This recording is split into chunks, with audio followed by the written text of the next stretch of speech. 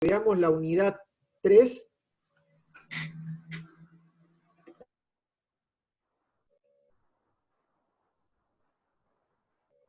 La 4, la 3. Que por eso les digo que después la bajen de nuevo, porque está corregida. ¿La están viendo? Sí, profe. Bueno, Sí. vamos a ir directo a las diapositivas que quiero que vean. No, perdón, esta es la 4. Esto es lo que vamos a empezar a ver en un ratito. A ver. Sí, lo actualizó. La 3. Bien. Todo esto ya lo vimos, pero son 4 diapositivas nuevas. ¿Estamos grabando? Sí, profe, estamos grabando. Dale, de 10. Bueno, miren, acuérdense, porque yo se les supe decir que lo íbamos a completar más adelante, bueno, y este es el momento, antes que ya arranquemos con otra cosa. La clasificación de accidentes. Denme un segundo. Vamos a detener el video.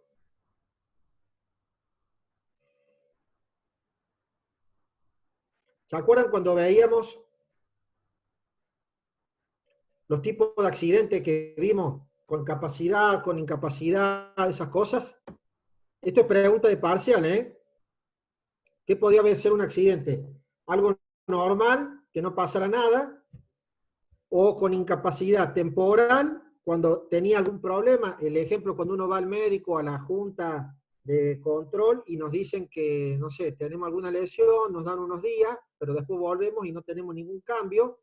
Cuando hay una incapacidad permanente, parcial, que tenemos, una, por ejemplo, pérdida de visión, o algún tema, pero podemos retomar después el trabajo, y a lo mejor nos van a cambiar de actividad. Y la incapacidad total permanente cuando ya hemos tenido un accidente muy grave y no podemos volver a desempeñarnos.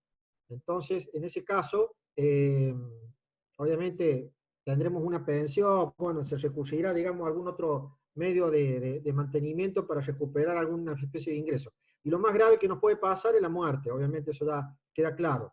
Ahora bien, esto es lo que ya lo habíamos visto. Cuando vimos accidentes, ¿qué podía pasar? ¿Qué podía ser un accidente? Estamos hablando de accidentes laborales, chicos, ¿eh? No es lo que nos pasa cuando jugamos al fútbol ni cuando estamos en la casa, digamos un accidente doméstico. La clasificación puede ser in situ, cuando ocurre en el horario del trabajo, haciendo tareas habituales, incluye en los recorridos, cuando estoy yendo a trabajar o cuando estoy volviendo del trabajo a mi casa, ¿eh? El recorrido habitual. Si yo, por ejemplo, todos los días, yo vivo en zona norte, me voy por, no sé, la Vélez Sarsfield, o por lo que viene a ser la General Paz, después subo por Vélez Sarsfield, trabajando en la facultad, y todos los días me vuelo por el mismo lugar o por la circunvalación a mi casa, y se me produce un accidente en los horarios de hasta una hora antes y una hora después, se considera que es in situ, o sea, sería como que tiene que ver yendo al trabajo, estando en el trabajo. Este sería el otro, el itinerar, que es cuando es la de traslado habitual, cuando ocurre durante el trayecto habitual, desde el domicilio a la empresa. Si yo justo ese día, no sé, cuando salí del trabajo, me fui al supermercado, porque digo, ya que estoy antes de irme a mi casa, necesito hacer algunas compras, y en el supermercado, salí del supermercado, se produce el accidente, ya no forma parte de esto. Esto tiene que quedar claro. Es, in situ es cuando estoy en el trabajo, se me cayó, no sé, una lámpara, me corté con una máquina, en el lugar de trabajo. Y en itinerar es cuando estoy yendo, volviendo del trabajo en el recorrido habitual. Entonces se considera un accidente laboral. ¿Me explico? Bueno. ¿Se acuerdan que yo les dije que había una diferencia con lo que eran las enfermedades profesionales? Bueno, enfermedad profesional no es la que nos pasa en casa, que puede ser una tos, una gripe. Es algo que nos ocurre como consecuencia del ambiente y en un transcurso de tiempo en el ámbito laboral. Como dice, daño causado de manera directa por el ejercicio de la profesión u oficio. La condición patológica, que es lo que nos afecta, se va a manifestar en forma gradual a través del tiempo. Si no, sería un accidente. Si yo me corto la mano, o no sé, apreté una tecla de encendido, o una zapatilla para conectar la máquina, y me dio una, llamémosle patada, una descarga eléctrica, eso sería un accidente laboral. La enfermedad profesional es la que, como dice acá, se manifiesta en forma gradual a través del tiempo, por estar expuesto a ciertas cosas, que es lo que vamos a ver ahora. Entonces, de nuevo, pregunta de parcial, ¿qué es una enfermedad profesional? Daño causado de manera directa por el ejercicio de una profesión. No es porque tomé frío en mi casa, porque el sábado jugando al fútbol me caí, me torcí la pierna, o se me cortó y me agarró una infección. No tiene nada que ver eso, son en el ámbito laboral. Fíjense en ejemplos. Físico, ¿qué me puede afectar? Estos son los componentes o aspectos físicos, químicos y biológicos. Físicos pueden ser ruido, una vibración, una carga térmica es temperatura, frío, calor, la iluminación, radiaciones. Si yo trabajo en un lugar, no sé, en una central atómica, por ejemplo, si estoy expuesto a radiaciones, a la presión atmosférica, químicos. Si yo trabajo, no sé, en un corralón, podemos ser nosotros del área del sistema, pero la ventana no trabaja, digamos, no cierra bien y hay filtración y hay descarga de material, pueden ser polvos, humo, nieblas, vapores, todo eso me puede provocar un daño, una enfermedad, porque estoy expuesto con el tiempo, no va a ser porque estuve 5 minutos. Y biológico, si yo trabajara en un laboratorio, virus, bacterias, hongos, parásitos, sustancias alérgicas, todos estos son componentes de riesgo que, como dice acá, expuesto yo de una manera directa, actividad que hago y manifestado en forma gradual a través del tiempo, me puede provocar una enfermedad profesional. Y acá tenemos ejemplos. Por ejemplo, si el agente de riesgo, algunos de estos, es el ruido, ¿qué enfermedad profesional puedo tener? Sordera profesional. Si es la temperatura, puedo tener un golpe de calor. Supóngase que estoy expuesto a un lugar, no sé, de 40, 50 grados al lado de un horno y no estoy aislado. Si no tengo Profe, buena iluminación, sí. ahí en el chat los chicos están comentando que hay gente en la sala de espera. Apa. Ustedes saben que me pasó, que me hizo un cambio de configuración. ¿Quién está en la sala de espera? ¿No entró nadie? ¿Están colgados todavía?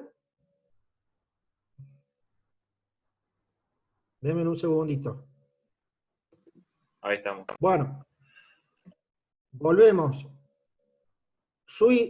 Para los que recién ingresaron, estamos haciendo una revisión de lo que quedó de la unidad anterior, para lo cual les pido que vuelvan a descargar la unidad 3, o sea, el archivo de la unidad 3, porque tiene agregado 4 diapositivas, que es lo que estamos viendo ahora. La primera es esta, lo que es tipo de accidente, que es en el ámbito laboral, estamos hablando de clasificación de accidente de trabajo, y si en el recorrido yendo o volviendo del trabajo. ¿Qué es lo que es la enfermedad profesional? Dijimos que es cuando estoy afectado de manera directa a través del tiempo y causado por una cuestión de ejercer la profesión. Estos son los factores, como dijimos ya la vez pasada, los nombramos algunos, habíamos nombrado el ruido, la iluminación, el calor, las condiciones ambientales, a lo cual, por una exposición a través del tiempo, no va a ser un solo día, o hoy y de acá a una semana se vuelve a dar, sino va a ser una exposición permanente, me puede provocar una enfermedad profesional. Y estos son los ejemplos. Si estoy al lado de una fuente de ruido que no se resuelve, y yo el ejemplo que les daba era, teníamos un grupo electrógeno que está al lado de la sala del sistema, o la sala donde estamos trabajando, y permanentemente se activa, o alguien está trabajando con un martillo neumático, en algún momento nos puede provocar sordera, pero si tuviéramos permanente, no sé, 2 semanas, 3 semanas, un mes. Temperatura, cuando hay golpe de calor. Iluminación, yo les daba el ejemplo, ¿se acuerdan cuando decíamos en el aula? Ustedes verán, la primera línea, los que se sientan adelante, si los fluorescentes no están todos prendidos y no es uniforme la distribución de la luz, les va a afectar. Las radiaciones, cuando yo estoy, no sé, trabajo en una central nuclear, y ha habido, no sé, una pérdida o alguna especie, digamos, de fuga de algún componente químico, me puede afectar las vías respiratorias. Los polvos, los mismos, lo que es biológico, brucelosis, esos tipos de enfermedades que se consideran enfermedades, como dice acá, profesionales. porque no se contempló el cuidado de la fuente que lo produce, que sería el agente de riesgo, y yo, o al igual que otros compañeros, estamos expuestos en forma permanente. ¿Me explico? Seguimos. Esto ya lo habíamos visto, el tema de los incendios. ¿Se acuerdan cuando hablábamos del combustible, el oxígeno y la temperatura? ¿Qué es lo que había que neutralizar? El combustible, retirar material que fuera ignífugo. Neutralizar el carburante, que había que reducir el oxígeno, y bajar la temperatura para enfriar, para no propiciar. ¿Por qué normalmente los incendios se dan en época de verano? O mucho por las altas temperaturas, por los vientos. En invierno se puede dar, como ha pasado los otros días, pero hay algo más reducido, porque no hay 40 grados, 30 y pico grados de temperatura ambiente. Lo que sí se agregó es esto, vean ustedes. Esta es la última diapositiva que se agrega de este archivo. La prevención de los incendios. Tipo de combustible que puede ser, no sé, yo puedo trabajar en un lugar donde hay papel, no sé, el banco, el escritorio, madera, tejidos, trapo, basura, y eso es un originante que puede favorecer la combustión. Líquidos, pueden ser inflamables, aceites, productos, petróleo, nafta, etc. Equipos eléctricos que estén encendidos, que se pueden recalentar si no está bien sobredimensionado la carga y no hay una buena térmica. Gases inflamables, bajo presión, que esté algo a mucha presión, un gas líquido. Para esos casos, ¿cuál es el medio de extinción? Si es papel, madera, tejido, será espuma, soda, agua. Si son líquidos inflamables, será gas, carbónico, polvos químicos. El polvo químico seco es lo que yo le nombré, que normalmente tiene un data center, porque no puede haber líquido, porque si yo desparramo líquido, voy a quemar los equipos. Entonces, ¿qué es lo que hace un polvo químico que es seco? Un polvo especial chupa el oxígeno para tratar de justamente reducir la fuente de emanación. Polvo, gas carbónico, bueno, y acá son distintos componentes. Y los cuidados que hay que tener, bueno, eliminar el calor por el agua, en un caso, si fuera esto. Neutralizar el combustible con sustancias no inflamables. O sea, esa es la fuente. No sé, ustedes vieron si van a alguna playa de estacionamiento, cada tanto, aparte de matafuego, puede haber esos baldecitos con arena. Ustedes dirán, ¿qué puedo pagar con un baldecito como de albañil con arena? Bueno, obviamente que es para atacar en el primer momento. Si ya el incendio arrancó en un auto, no sé, o en alguna oficinita, y bueno, habrá que recurrir a una manguera, a otro medio, pero tiene que haber algún medio de prevención para tratar de evitar.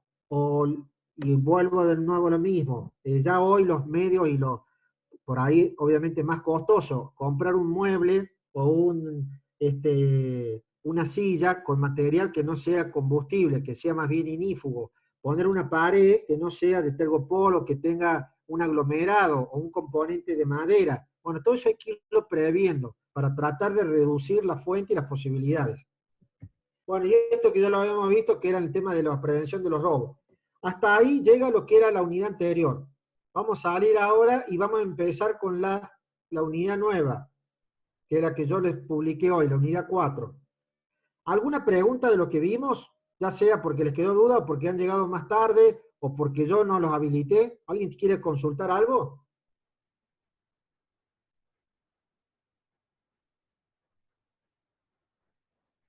Bueno, seguimos entonces. La unidad 4 tiene que ver con, de nuevo chicos, siempre cuando empezamos una unidad les vuelvo a decir, ¿cuál es el rol de esta materia? Que ustedes administren, gestionen recursos, entre los cuales el más importante de todo es el recurso humano. Entonces tienen que tener una visión de cómo son las cuestiones laborales. Bueno, también vamos a ver en la última parte de esta unidad lo que es la ética profesional, que ya también alguna vez hemos referenciado. ¿Qué es una relación laboral? Como dice acá, actividades que se desarrollan tanto los representantes sindicales, alguien que va a representar a los trabajadores, como los representantes de la empresa en la cual ustedes trabajan. ¿Para qué? Tendiente a satisfacer quejas o reclamos que podamos tener del lado de los empleados o del lado del empleador. Por eso dice cualquiera de las partes que puedan formular una frente a la otra. Entonces, para no ir de uno en uno, alguien me va a representar será un representante sindical, un delegado, un encargado, un representante, para, no sé, reclamar que, hablando de seguridad, no sé, las instalaciones eléctricas son inadecuadas, el ventilador de techo, si tuviera un ventilador de techo, no está bien ajustado, o hay una fuente de ruido permanente, las ventanas no son con aislación térmica suficiente y entra ruido, frío, etcétera. Bueno, dependiendo de la condición, o no me pagaron el sueldo en forma de condiciones normales, no nos han liquidado, no nos han liquidado un premio, etcétera. Todo lo que va surgiendo de la relación laboral de idas y vueltas, de reclamos, quejas, observaciones, etcétera. Como no es la idea que vaya de uno, o sea, cada uno de los empleados se queje, habrá alguien que los representará y que irá en nombre de ustedes. Obviamente que ustedes también en algún momento tendrán que hablar y expresar si es así o no. Pregunta de parcial. Contrato de trabajo. ¿Cuándo hay un contrato de trabajo? Cualquiera sea la forma, y ya vamos a ver distintos tipos de contrato de trabajo, siempre que una persona física, o sea, ustedes, yo, el compañero, se obliga a realizar algún acto, a ejecutar una obra o prestar un servicio en favor de la otra parte y bajo la dependencia de esa parte, durante un periodo que puede estar fijado o no, por eso dice determinado o indeterminado, mediante el pago de una remuneración. Ahí, cuando se dan esas condiciones, que hay alguien, supongamos ustedes, que se obligan a hacer algo, un acto, desarrollar un sistema, ejecutar una obra, lo que sea, en favor, como dice, o bajo, y bajo la supervisión de la otra parte, que sería de quien ustedes van a depender, durante un periodo fijo o no de tiempo, pero que va a haber como contraprestación un pago de una remuneración, se habla que hay un contrato de trabajo. Y hay una relación de trabajo, es prácticamente lo mismo. Cuando una persona hace un acto, ejecuta una obra o presta un servicio a otra, bajo la dependencia de esa otra, eso es clave, ¿no? Porque es que ustedes están dependiendo de la otra para que en la supervisión, en el seguimiento, en la asignación de tareas, etcétera, de forma voluntaria, porque nadie nos obliga, y mediante el pago de una remuneración. Hay una relación de trabajo. El concepto principal que tienen que tener claro es este, el de contrato de trabajo. Cuando yo hago algo a instancia de otra persona que me supervisa, que me dirige, que me indica qué tengo que hacer, en algún lapso determinado o no, porque ya vamos a ver las modalidades, y que de alguna manera me obliga a recibir, a ejecutar lo que me indica, pero también recibo algo a cambio, no es que lo hago gratis o por amor al arte. Esta es la ley principal, que es la que ustedes tienen que saber. Fíjense que es del año 76, la 20.744, que se ha ido modificando, obviamente, no que quedó obsoleta, pero se va con actualizaciones y reglamentaciones, decretos de reglamentación. Pero esta es la ley que rige la ley de contrato de trabajo. ¿Qué también nos guía en un trabajo? Puede haber leyes y estatutos profesionales. Supongamos que nosotros, vamos a dar un ejemplo, somos de un gremio o somos de un sector, de un rubro, supongamos empleados de la FIA, de la Renault, tenemos las leyes y estatutos profesionales que pueda tener una convención colectiva de trabajo que haya establecido, por ejemplo, el sindicato de la ESMATA. Entonces va a haber algo más aparte de la ley general. Esta es la ley marco. Y después habrá cosas más propias de la actividad nuestra. Por eso va bajando leyes, estatutos profesionales, convenciones colectivas de trabajo, acuerdos de las partes, por ahí pueden haber acordado, no sé, eso, che, como estamos en la pandemia, no pueden venir a trabajar en transporte público, la empresa les va a poner un colectivo o una tráfico, una combi que los va a pasar a buscar. Hay un acuerdo de las partes, ya es directo entre el empleado y el empleador. Entonces, está por más en detalle de la línea general de la ley de contrato de trabajo. O por usos y costumbres, que se fue estableciendo así. Nadie lo decretó, pero en algún momento empezó a surgir algo y ya quedó como establecido. ¿Cuáles son los principios que rigen la relación laboral? Fíjense, las partes empleador-empleado no pueden pactar condiciones menos favorables que las que fija la ley. Por decir, vamos a un ejemplo grueso. Si el salario mínimo en la actividad que estamos hablando fuera, no sé, 50.000 pesos el que inicia por primera vez en la condición o categoría más baja, yo, si yo fuera el empleador, no podría decirle te voy a pagar 40.000 pesos o 35. O sea, no puedo ir menos de lo que fijan las condiciones legales, las convenciones colectivas de trabajo, o que resulten contrarias a la misma. O sea, desde el vamos, tiene que ser desde la base para arriba, no se nivela para abajo, se nivela para arriba. Cuando una cuestión X no puede resolverse según las normas que rigen la ley, el contrato o las disposiciones, se puede decidir a nivel judicial conforme a los principios de justicia social. O sea, si ustedes van a hacer un reclamo en el Ministerio de Secretaría de Trabajo, de alguna manera de entrada la ley no lo va a favorecer al trabajador. No es que todo va a ser a favor del trabajador y ustedes se tienen que rascar. No, si ustedes han cometido alguna falta, alguna infracción, han tenido alguna sanción, bueno, se verá. Pero por defecto va a haber como que la ley va a favorecer al trabajador. De alguna manera tiene que demostrarse de la otra parte la falta de equidad o juicio. Está prohibido hacer discriminaciones de cualquier tipo a los trabajadores, por cualquier motivo, sexual, raza, nacionalidad, religioso, político, gremial, de edad. O sea, no podemos discriminar. Todos somos iguales ante la ley, todos tenemos los mismos derechos y principios, o sea, no podemos hacer diferencias. ¿Me explico? Y la conservación del contrato, en caso de que haya alguna duda en cuanto al tiempo de duración o las condiciones de contratación, se resolverá a favor de la continuidad del contrato. O sea, si hay alguna duda de interpretación, se va a considerar que la relación laboral se sigue manteniendo.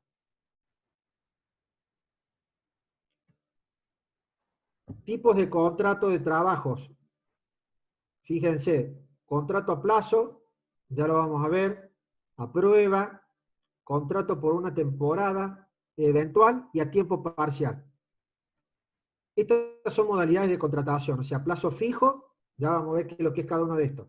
Está la ley de pasantías. ¿Alguno de ustedes ha trabajado o ha iniciado alguna actividad mediante una ley de pasantía ahora en la facultad?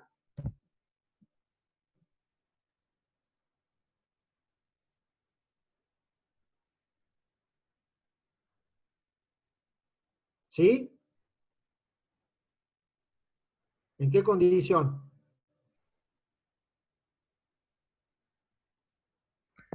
Profe, ¿me escucha? ¿Sí? Ahora sí. ¿Cómo sería la condición? No entendí la Claro, pregunta. ¿a dónde entraron a trabajar? ¿Por cuánto tiempo? ¿Lo están haciendo actualmente?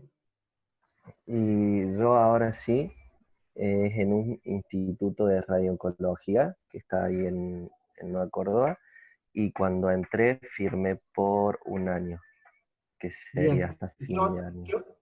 qué horario estás haciendo? Y hago de 8 a 12 ahora. Bien. ¿Y que todos los días o algunos días a la semana? No, de lunes a viernes. Bien. Bueno, obviamente hace alguna actividad dentro de lo que sería el área de tecnología, sistema. Sí, sí, sí, sí. Bien, bueno, porque eso, antes, y les digo antes, hará 10 años, por ahí los tomaban para hacer una pasantía.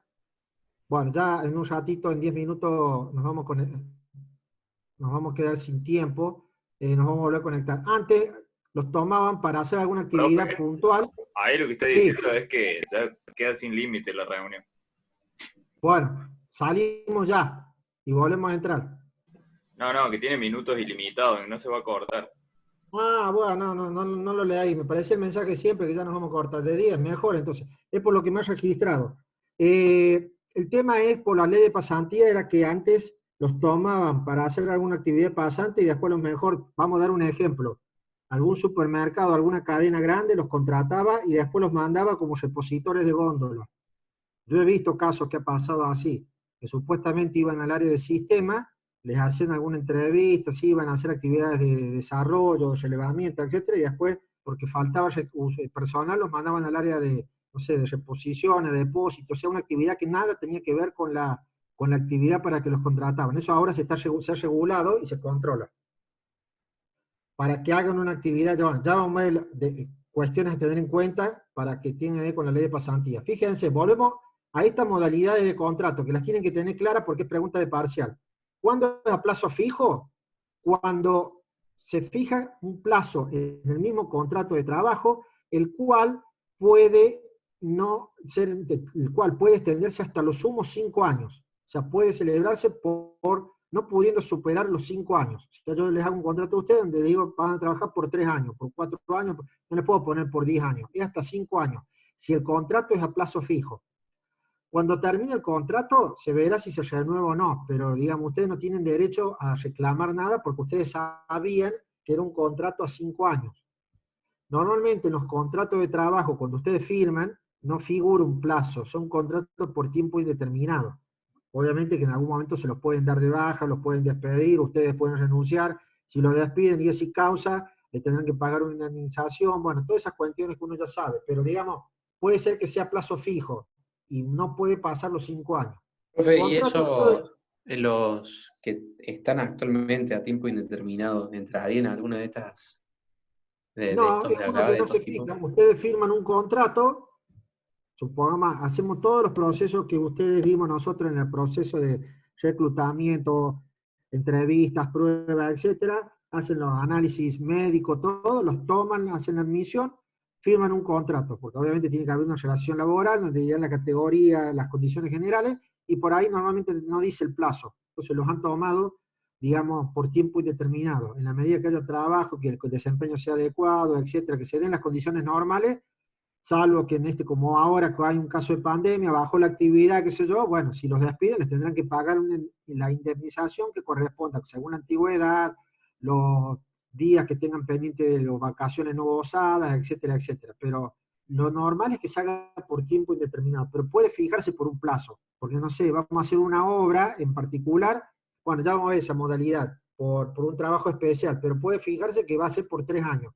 Y ustedes saben que va a durar por 3 años. Después no pueden decir, che, pero no, yo quiero seguir trabajando. No, vos fijaste un contrato por 3 años. Ustedes verán si les conviene o no les conviene. En general no se pone plazo, la mayoría se fija por tiempo indeterminado. A prueba, se celebra durante los 3 primeros meses de vigencia. Es un contrato a prueba. Yo te digo, che, te voy a contratar, vamos a hacer un contrato a prueba. Vamos a ver de los dos lados, si vos cumplís, si tenés la actitud, la capacidad, los conocimientos, si te adaptás y viceversa. Entonces, cualquiera de las partes, ya sea la empresa o ustedes, pueden cortar la relación de ese vínculo sin decir por qué causa, o sea, como si fuera sin causa, sin derecho a indemnización, pero con una obligación de hacer un preaviso, por lo menos de un mes. O sea que yo supongamos soy empresa, los contraté, al segundo mes puedo decir, che, entramos en el tercer mes, no se va a renovar el contrato, que de todos modos contrato a prueba no se pueden renovar, es decir, no vas a quedar efectivo, vamos a terminar, no te tengo que decir los porqués, los motivos, de alguna manera, no sé, no te adaptaste, no cumplí las expectativas, no conviene, del otro lado, los horarios, vos tenés, no sé, actividad cursás en la facultad y tenés horarios que se me complica, bueno, no importa, es por 3 meses relación laboral. Supongamos que todo anduvo bien, yo a los 3 meses te tengo que tomar efectivo, si no lo anuncié la que se terminaba el contrato, y no te puedo hacer otro contrato a prueba por otros 3 meses más. O sea, es un contrato temporal, como dice, es a prueba, pero para los 3 meses, si no cambió nada o no se cortó avisando al finalizar el segundo mes, que era el último, el inicio del tercero, te tengo que ya contratar en un modo efectivo. Trabajo por temporada. Como dice acá, por mal de la empresa o explotación. Se cumple en determinada época del año solamente y está sujeto a repetirse cada ciclo. Ejemplo, ustedes estamos en la sierra o en la costa o no sé, en un lugar, para dar un ejemplo turístico, los contratan para que empiecen a trabajar de noviembre a marzo, porque es la temporada, en comida, algunos dice temporada alta, o la temporada de la actividad para la empresa de la cual ustedes están haciendo, prestando un servicio. Y es un contrato que se va a hacer de noviembre a marzo, como dice acá, sujeto a repetirse en cada ciclo. O sea, este año va a ser de noviembre a marzo, en marzo terminó, yo me voy a mi casa, ustedes, no sé, la empresa, la fábrica, el hotel, lo que sea, deja de trabajar, no es que lo está despidiendo, y los va a volver a esperar en noviembre del otro año. Y así sucesivamente se va a ir renovando. ¿Entienden? Sí. Bueno, es algo que digamos, se renueva todos los años y ya está de común acuerdo que el 1 de abril se acabó. No es que yo estoy esperando a ver si me lo van a extender o no. Y del otro lado pasa lo mismo. La empresa sabe que ustedes el 1 de noviembre tienen que volver a presentarse. No hace falta que le mande una carta de documento, una nota, una citación formal. Eso normalmente pasa, damos el ejemplo, ¿no es cierto?, de los hoteles, las colonias, que incrementan el personal de limpieza, el personal de cocina, el personal de seguridad, el personal de vigilancia, el de mantenimiento, el de sistemas, puede ser, porque obviamente viene mucho más movimiento y hay que estar dando soporte, o que ustedes trabajan freelance y en ese periodo los contratan para que estén presentes, porque hay otra serie de requerimientos para gestionar los pagos, etc., lo que tenga que ver. Pero es bien clarito que es por temporada. No es ni a prueba ni por tiempo fijo.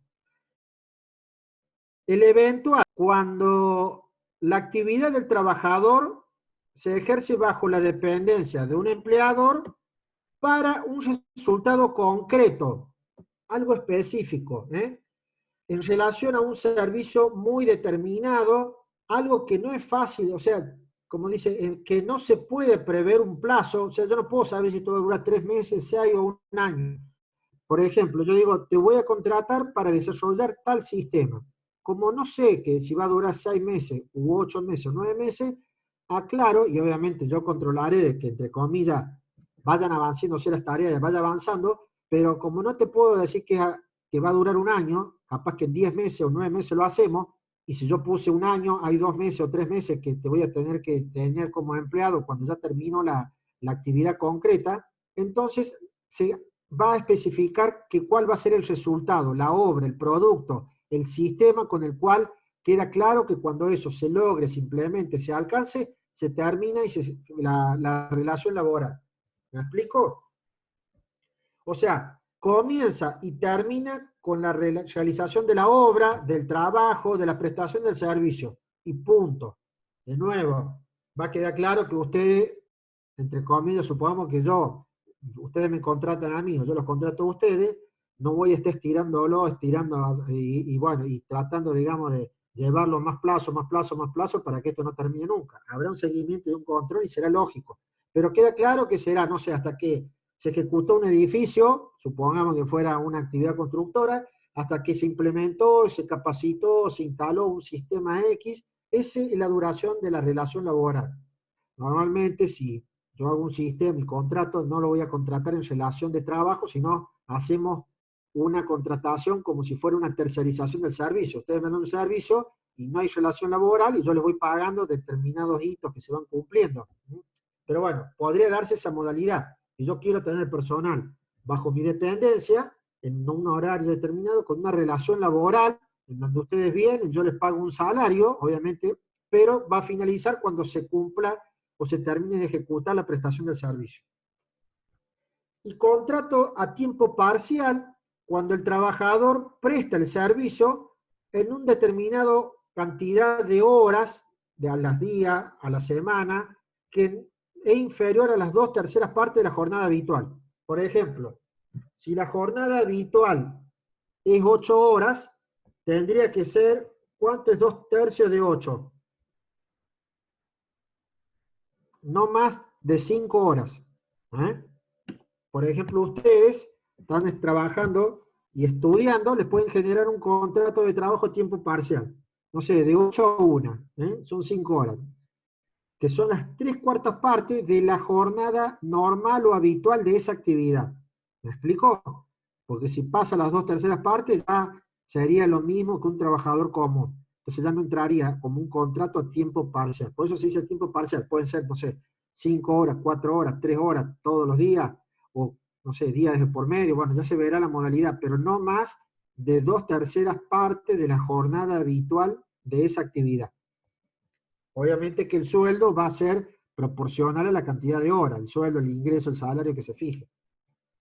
Bueno, todas estas modalidades, estas 5 modalidades, Las tienen que conocer porque son preguntas de parcial. ¿Qué es un contrato por temporada? Y ustedes tendrán que saber explicar o identificar la definición que corresponda. Pasantías. De nuevo lo que vimos recién, esta es la número de ley, no hace falta, no, yo no les voy a preguntar leyes, número de leyes, porque eso después se olvida. Lo que sí tienen que tener claro es lo que dice acá. ¿Cuál es el objetivo? Como ustedes ya saben, que les sirva como una experiencia para hacer las primeras prácticas laborales y profesionales en la actividad que tiene que relación con lo que ustedes están estudiando. Ustedes están estudiando ingeniería en sistemas de información y van a hacer una pasantía a una empresa, tienen que hacerla, como ya dijimos hace un momento en el ejemplo, en el área, en este caso, de tecnología. No podrán ir, no sé, al laboratorio, al área de producción, al área de marketing. Tienen que hacerla, ¿para qué? Para complementar la formación académica, en donde puedan aplicar la teoría que adquieren en la facultad con experiencias prácticas, para que adquieran conocimientos, para que le dé mayor posibilidad el día de mañana que se reciban, para poder aplicar y tener el manejo de tecnologías vigentes o herramientas que ustedes conocen a través de la facultad y que podrán profundizar o ampliar o desarrollar de las que aplique la compañía o la empresa donde ustedes hagan esa pasantía. O sea, en definitiva, bueno, queda clarito que el fin es complementar la formación académica, pero que sin que ello signifique que los absorba en una jornada normal y después tengan que dejar de lado la facultad, que muchas veces a veces pasa eso. Por eso se cuida que hay un tutor que ustedes van a tener que les va a hacer un seguimiento con informes cada un lapso de tiempo que tendrán que presentarse para ver en qué medida ustedes van incorporando herramientas y a la vez sin desafectar o desatender el cursado, el avance académico. Ahora bien, tiene que quedar claro estas cosas. Una pasantía no implica una relación laboral. Si bien ustedes van a ir a llamémosle una empresa, y depender de alguien, no aplica lo que dijimos, que estaban bajo la dependencia de una persona, bajo la cual recibían instrucción o dirección o supervisión, hacían alguna tarea, supongamos análisis y desarrollo, alguna actividad informática, y recibían una retribución. Acá no hay relación laboral. Queda claro que es una pasantía educativa. Los pasantes reciben una suma de dinero, porque obviamente no es gratis, en carácter no remunerativo y que se denomina asignación a estímulo. No se denomina salario ni remuneración. Se denomina una asignación a estímulo, que se calcula sobre el salario básico en proporcionar la carga horaria de la empresa donde ustedes van a desarrollar la actividad. Las pasantías pueden durar entre 2 meses y 12 meses, con una carga máxima de hasta, si fueran todos los días, 4 horas diarias o 20 horas semanales, y puede, si se cumplen los 12 meses, renovarse por 6 meses más. O sea que va de los 2 a los 12, y se puede extender 6 más, o sea, como máximo 18 meses. Y después no se vuelve a renovar. No es porque es la clásica, te tomo como pasante, y te voy tomando como pasante, y te renuevo como pasante, no. Después si me gustó cómo trabaja, cómo se desempeña, es cumplidor, se integró y te tengo que establecer un contrato de trabajo. Habrá que ver si dan las condiciones y ustedes quieren, porque estamos hablando que acá para 20 horas semanales son 4 horas diarias. Bueno, se les podrá hacer un contrato a tiempo parcial, para que sean no más de 4 horas diarias. Pero ya no puedo ir renovando, se renova una sola vez. La edad, bueno, ya es para, como dice acá, 18 años, obviamente, es para allá cuando uno está en la etapa universitaria. Las empresas fijan un tutor para las pasantías, quien los va a dirigir y tiene que tener experiencia y supervisión para poder guiarlos a ustedes. Reciben todos los beneficios regulares de un trabajador normal de esa empresa donde vayan a desarrollar la pasantía. Y las licencias que se le acuerden. También van a tener cobertura de una obra social. Podrán, obviamente, como un trabajador común, si tienen turno de examen, pedir días por examen, o sea, todos los beneficios que tiene un trabajador común. Y la implementación del plan de pasantías y su control implica que va a haber un profesor guía y que va a interactuar con el tutor del lado de la empresa para elaborar informes y eso se le va a juntar al legajo individual de cada uno de ustedes. ¿Quedó claro esto de pasantías?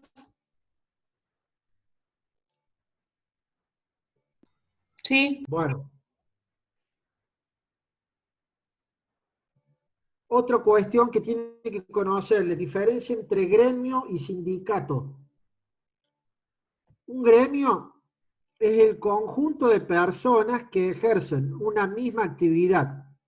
Abarca a todos los de una misma profesión, por decir, afiliados o no a una asociación profesional. Nosotros seríamos del gremio, llamémosle informático. El sindicato es la asociación profesional voluntaria, no estoy obligado, de personas que se dedican a la misma actividad, profesión u oficio, y que pertenecen al mismo gremio, con el objeto de defensa de los derechos, promoción, es el que nos representa. Como dice acá, el gremio existe de hecho y el sindicato de derecho. O sea, un sindicato, yo puedo estar afiliado a un sindicato porque es forma voluntaria o no. Igual voy a tener una representación sindical. Ejemplo de sindicatos, la UEPC, que es la Unión de Educadores Provinciales de Córdoba. Nosotros, yo como docente de la universidad, está la FACDU, que es la Federación, bueno, a nivel nacional, de docentes universitarios, etc. O sea, es alguna entidad que yo puedo tener como, que me represente y puedo estar o no sindicalizado, asociado, afiliado, llamémosle, pero, y puede haber más de un sindicato. Por ejemplo, en la educación, acá en Córdoba, para darle un ejemplo, vieron, está la UEPC, como les dije recién, y está la SADOC, que es el sindicato de docentes privados. Entonces, puede haber más de un sindicato. Gremio va a haber uno solo, es la actividad grupal que nos representa, que existe de hecho. Pero sindicatos propios, con personalidad jurídica y con representación, ya es algo al cual yo puedo asociarme, tendrá algún tipo de beneficio, mayor contacto, alguna otra cuestión puntual puedo dirigir, pero en definitiva, el sindicato es el que me va a representar el sindicato el que me va a representar como trabajador, como empleado. ¿Se acuerdan cuando estaba en el tema de los call centers que se peleaban quién los podía representar? Y muchos quedaron bajo la órbita del sindicato de comercio. Bueno, ¿era por qué? Porque cada uno, si yo estoy afiliado, tengo que realizar un aporte de un porcentaje, el 0,5, el 1, el 2% de mi ingreso. Y obviamente algún beneficio, no sé, más allá de la representación gremial, en cuando haya un conflicto voy a tener. Fíjense en otra cosa, chicos.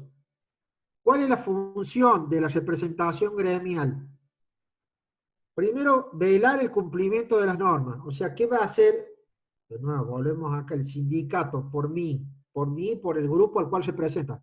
Verificar que la relación entre los empleadores y los empleados se cumplan. Por eso dice auditoría, velar por el cumplimiento de las normas. Que no me hagan trabajar más cantidad a todos los trabajadores de ese agrupamiento. Que nos cumplan las condiciones laborales, que nos cumplan los conceptos de liquidación, que nos cumplan los beneficios, que nos cumplan si nos están pagando, no sé, el comedor, si nos pagan el transporte, que se cumplan las condiciones acordadas por defecto y a través de la representación sindical.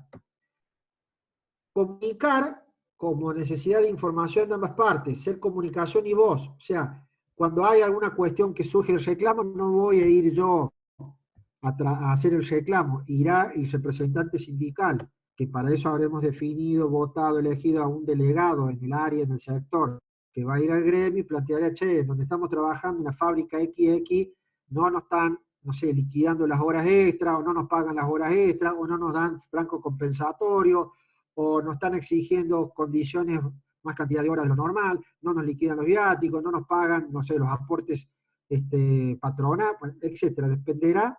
No nos dan los elementos de protección, ahora con el tema de seguridad, con el tema del coronavirus, si figura que nos tienen que dar, no sé, guantes descartables todos los días, haber elementos de guardado, no sé, alcohol en gel, estamos dando cosas puntuales, ¿no? En esta situación, bueno, velar que eso se cumpla y reclamará si eso no se está cumpliendo.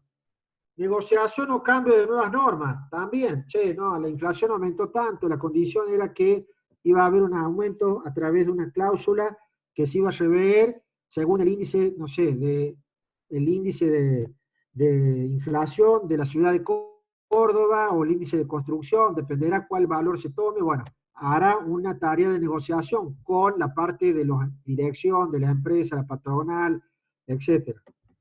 Y representante de la función en todo tipo de negociación, como dice acá, ante un comité mixto para decidir normas de higiene y seguridad, comedora, etcétera. O sea, en definitiva, él que nos representa, para no estar nosotros yendo a reclamar en forma individual, para tener más fuerza colectiva y mejor representación. El que dirá, no, vamos de paro, por ahí ya veremos más adelante las medidas de protesta, las medidas de reclamo que se pueden dar. Y por último, temas de discusión, porque estamos hablando que hay dos partes. Está la parte patronal y la parte de empleado. ¿Cuáles son las áreas de conflicto? No sé, si hay régimen de promoción, la movilidad del personal, ya sea cuando lo pasan de un área a otra, si los promocionan, si los proyectan, los aumentos salariales y horas extra, los régimen disciplinario, y todo eso va a haber la posición gremial, que va a tratar de igualar los derechos para todos, y privilegiar también por antigüedad, y va a haber una posición empresaria que siempre va a buscar el derecho del más eficiente y aumentar la productividad. Y va a haber áreas de interés común, como pueden ser que nos pongamos a negociar la parte gremial sindical y la parte empresaria para ver cómo puede crecer la empresa. Ahora, en esta época actual, si no hay trabajo, como pasaba, acordar un régimen de suspensiones, pero asegurando, no sé, un 70-80% de los salarios, haciendo rotaciones. Esta semana sale este grupo de personas, la otra sale otro grupo, para que todo sea más justo y equitativo, velar por la productividad, buscar condiciones de capacitación y mejora, aplicar o supervisar las normas de higiene y seguridad laboral. Bueno, serán áreas de en común, como dicen, che, ¿cómo podemos acordar, cómo podemos arreglar para que esto se cumpla? Y en las áreas de divergencia van a estar siempre las distintas posiciones. Por un lado la empresa reclamará una cosa y por otro lado la otra, la sindical, reclamará otra. Pero bueno, ese es el objetivo, que haya una representación gremial. Y con el cual nosotros vamos a tener, si somos trabajadores, entre comillas, en relación de dependencia, alguien que nos tenga que representar, para de alguna manera que no nos perjudique, ni de un extremo ni del otro. Bueno, esto ya lo vamos a ver la próxima semana. A partir de acá, de esta diapositiva, vamos a ir la semana que viene. ¿Les ha quedado claro? ¿Hay alguna duda que quieran preguntar? Sí, profe, bastante claro. Bueno, la clase que viene vamos a seguir en principio hasta las 17, a partir de las 17. El que no esté, tenga conexión, que sea, bueno, pueden consultar donde se suben la clase grabada. Y si tienen dudas, ya me pueden dar un correo. Vayan anotando, si bien falta para un parcial, si tienen alguna duda, si hay algo que no les quedó claro, si ustedes están trabajando y les